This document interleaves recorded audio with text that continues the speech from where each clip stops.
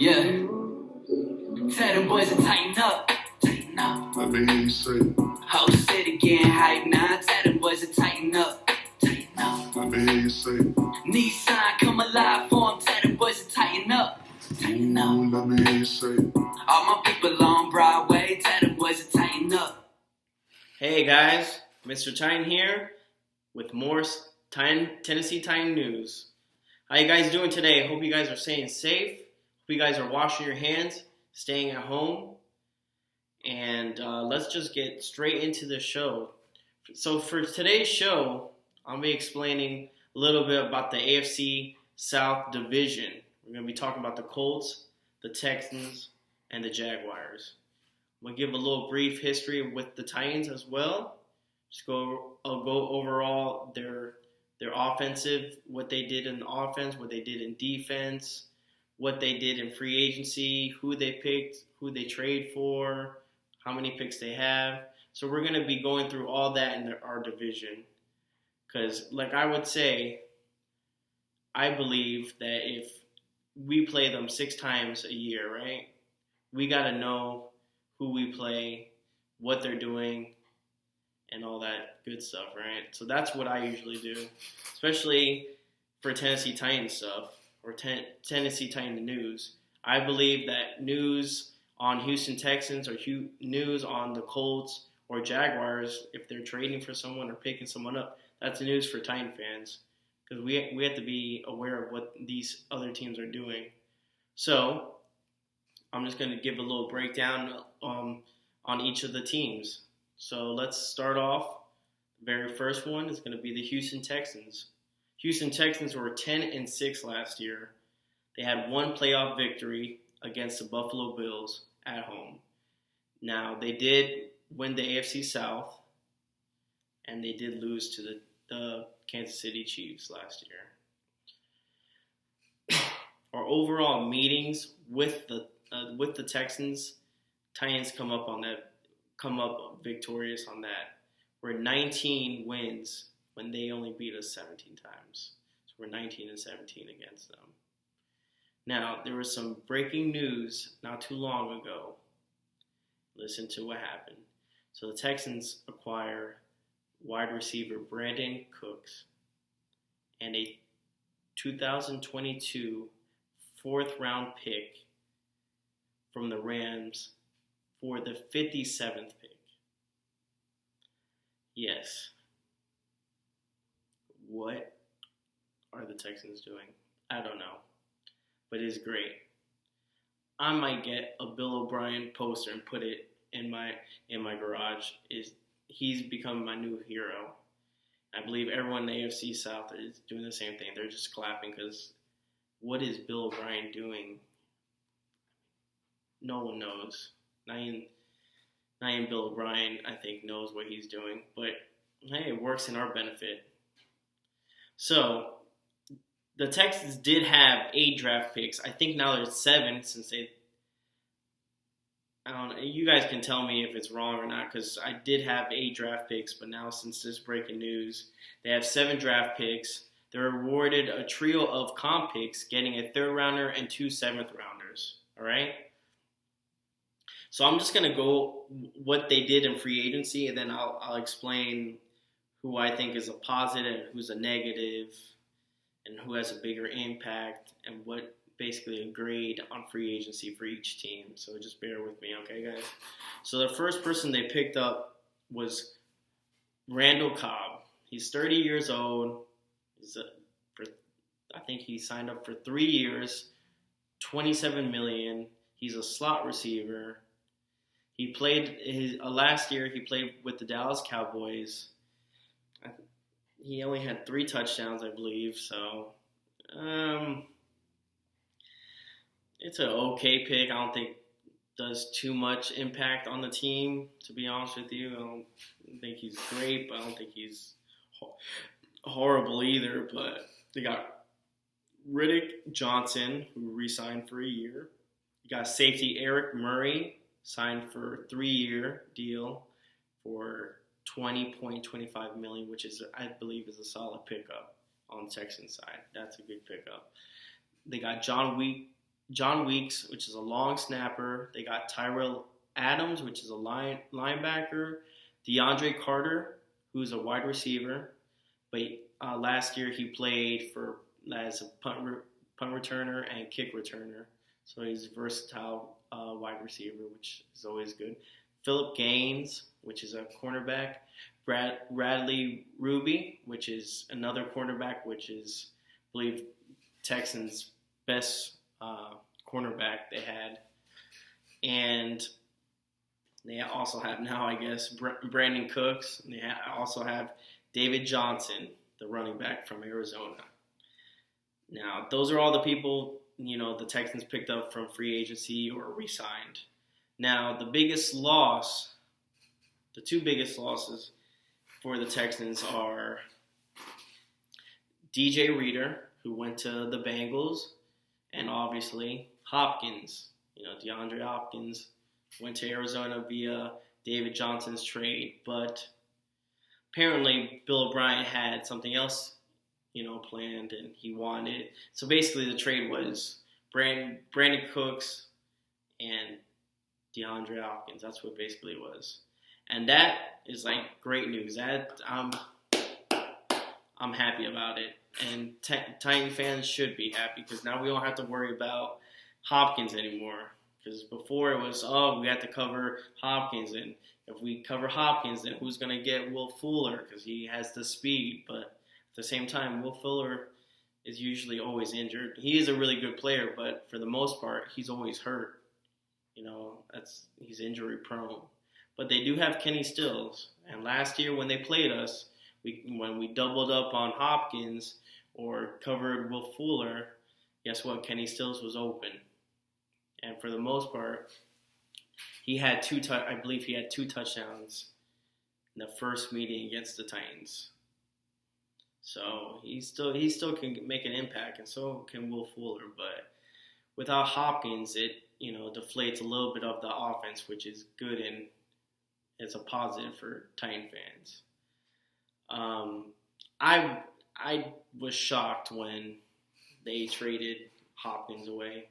I didn't think it was true. I remember ESPN. I had to reread it twice because I thought that it was a misprint or something. But that's twice I was super, super ecstatic in my life. First time was when Andrew Luck announced his retirement. I threw a party that night.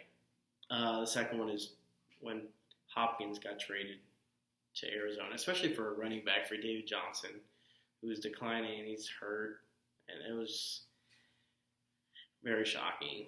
But for Houston Texans, I think they didn't do too good in free agency at all. They didn't pick up enough pieces that they needed. They lost, key players. So we'll see. I'm not really too worried about the Houston Texans, but they also have, Deshaun Watson. He's a stud. So not taking anything away from the Houston Texans. I'm just saying, you guys have Deshaun Watson. He could make a play when the play looks like it's over, and he just makes a play. So as long as you guys have him, I think you guys will be decent.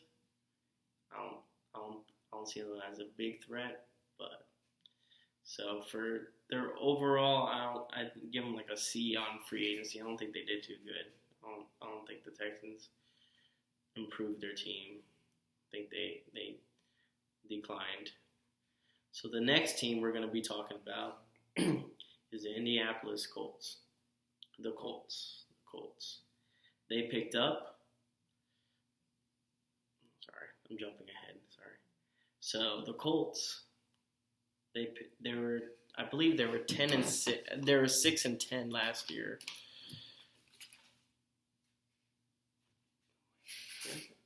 They were 7-9 last year as a record. Okay, 7-9. They picked up a QB, Phillip Rivers. He might be up there in age. Yeah, you're right. It's only a 1-year deal, but it's still Phillip Rivers. And guess what? The Colts had a really, really good offensive line. Okay, they were really, really good. That's a hell of a squad, a hell of a front right there. Okay, so that's one thing we have to worry about. Okay, guys. They also improved tremendously on defense. Okay, so I'm gonna give you a list of people they picked up so we know. So you got Sheldon Day's safety. They got Roland Milligan, which is a safety. They got Xavier Rhodes, who they picked up from the Vikings, which he's a hell of a player, hell of a cornerback, can still play, and that improved the team. They got DeForest Buckner from the 49ers, which is also a hell of a player as well. He's a big presence. Yeah, he declined. He was declining, but still, he's still a good player, and that's going to give us some trouble, right? And then the tackle, they picked up Anthony Costanzo. I think that's how you say his name. That's another good key pickup as well. So in my opinion, I think the Colts improved their team. In free agency, I think they did very well. Now, can you imagine with that offensive line and Phillip Rivers having actually time to throw the ball? That might be a problem. Him giving Phillip Rivers time to throw it to a T.Y. Hilton or Marlon Mack. Their running game was good last year.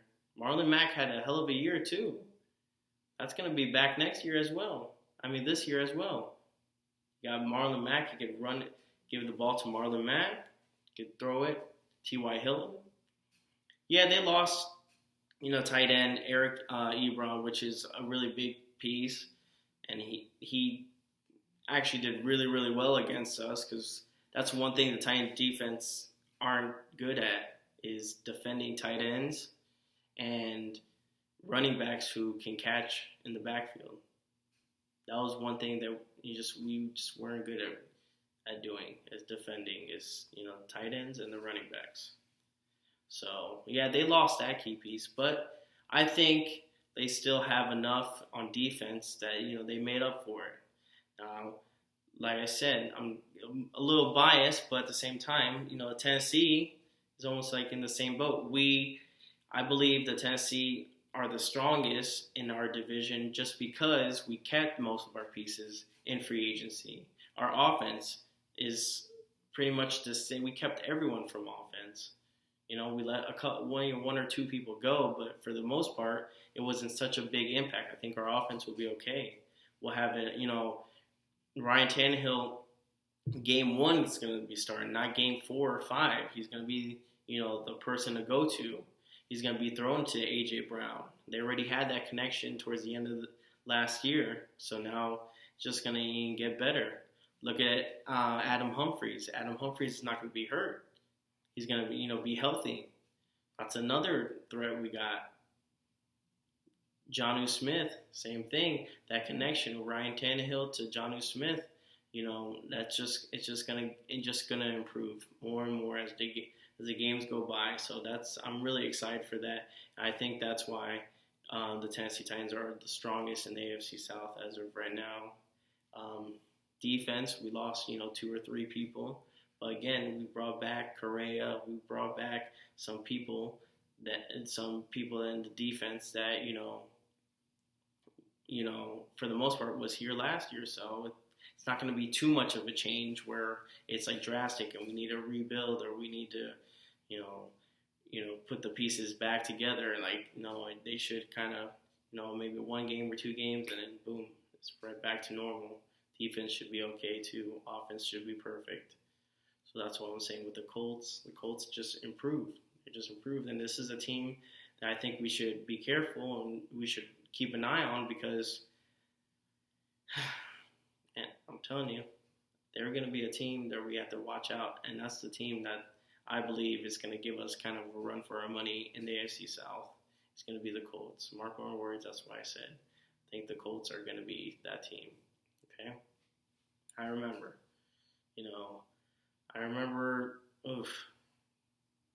I just remember Andrew Luck and how long it took just for him to leave. It's 7 years in NFL. It was a long 7 years. So I remember every game we played. You just couldn't beat him. That was my very first Titan game. I know I'm going off topic, but I'm sorry. It's the very first Titan game ever. October 28th, 2012.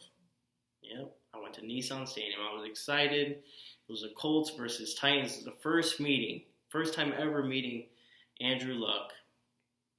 And boy, that Titans squad wasn't as strong as, last year's, but do you know who was quarterback at that time? It was number 8. But it wasn't Marcus Mariota. Matt Hasselbeck. Matt Hasselbeck was the quarterback of that game, because I remember. I think Jake Locker was hurt. Had Chris Johnson, running back. Had Kenny Britt. Nate Washington. It was a good group. It just came down. It was a very rough game. We ended up, they ended up tying the game with like 30 seconds left in the fourth quarter. Went to overtime. They got the ball in overtime, and they just ran the ball down our throats. We didn't have a chance to get the ball. They scored a touchdown in the opening drive, and it was game over.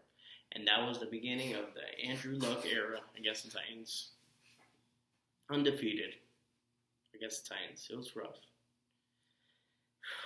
But I'm glad he's gone. But other than that, the next team is the Jacksonville Jaguars. Now, Jacksonville Jaguars. They were 6-10 last year. Offense, 26. I think their defense was 21st. They have 10 draft picks. They have a lot. They include a 9th and a 20th pick. 2 in the first round. So they can do a lot. And they haven't been doing a lot on the football field, but they can do a lot, right? But they're missing a lot of pieces. The defense is crumbling. The defense is not like how they used to be anymore. Their defense used to be legit with Jalen Ramsey and all these people, but not anymore. Big hit. Calais Campbell, they traded him to the Ravens for a 5th-round pick. Now, he caused hell the game against the Titans, the very first game I remember last year. Oof, it was a really, really ugly game in Jacksonville. It was rainy. I think Calais Campbell got like 3 sacks on Marcus Mariota. The offense wasn't clicking for us. I mean, I think Taylor Lewan was still suspended, or he might have been coming back from that game. I don't know. It was just offensive line wasn't in sync. Roger Stafford wasn't in sync. None of the offense was clicking at all. I mean, I think they had a total of like 9 sacks against the Titans. It was really a good game. And the minute Dory Jackson muffed that punt, we couldn't come back. It was just like, it was over. It was over. So, besides that, they traded Nick Foles to the Bears for a 4th-round pick. Traded A.J. Boye to the Denver Broncos. And so basically they have Gardner Minshew, which I'm not really too worried about him, whatever. And then they have the whole situation with Yannick Ngakoue. And I don't even know if they know what they're going to do. I think in reality, I think they do know what they're going to do with him. They're trying to see what teams kind of milking him, see how many teams are going for him, what they could give for him. I don't think they want to end up like the Jalen Ramsey, where he didn't want to be on the team, and then they barely got anything for him. I think, they're willing to, trade him, but they want some picks. I think they want a couple picks and stuff like that. So they're not trying to do like another, Jalen Ramsey, times 2. They're trying to see how many teams can, offer them the highest or the most draft picks. So, but yeah, guys, so that was basically my breakdown, on the AFC South division. We'll see what happens. I will be doing a draft video. It's going to happen maybe like mid-draft. So I'm not going to do the very first 2 picks. I'm probably going to do maybe third or fourth pick, just so I have some information about the players we picked and if they're positive or negative or anything like that. But if you guys have any comments or anything, or like me to do another show, or have an idea on what to do for the next show, be my guest. Always down to hear more thoughts on what you guys think. I hope you guys enjoyed this show. I know it wasn't much talking about the Titans, but it was still NFL football talk, and it was our division, and that's just right up there as important as Titan news and the Titans, in my opinion. Hopefully, as Titan fans, you agree with me, and we should always keep an eye on these people. And again, just be safe. Hope you guys enjoyed the show. I went a little longer than I was intending to, but again, I hope you guys have a good weekend. Stay safe. Remember, guys, just to tighten up. I'll tell them boys to tighten up. Yeah, Nashville, turn the lights on me.